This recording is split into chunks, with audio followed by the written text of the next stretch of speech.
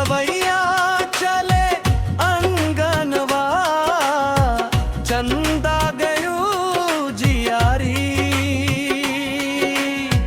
तोहरे बिना सुना लागे ए बलमा रात हमारी।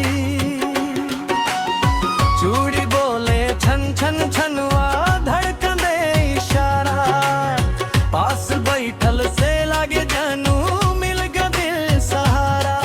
ऐ सजनवा धीरे बोलस, दिलवा मोरा मत डोलस, रजाई ओढ़ा के साथे बैठे साज कहीं मत टोल।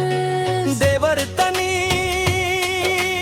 दहिया पर डाल दस रजाई, जाड़ा में कापे ले जानू कलाई।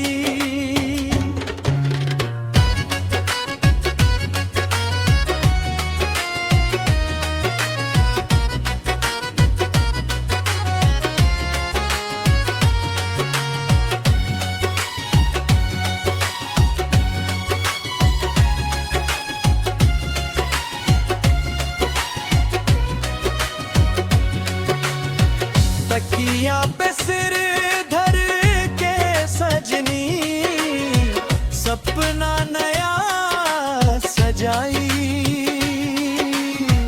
रात बच्चे कम बाप बहुत बा, नींद कहाँ से आई। मुस्की मार के नाम पुकार, मनवा हो के बेकाबू, तोहरे संग बिते जब पलवा से बढ़ के ना कुछू। देवर तनी दहिया पर डाल दस रजाई, तोहरे साथे लागे अंगनाई। एक रात में दिलवा मोरा हो गईल तोहरे सगाई।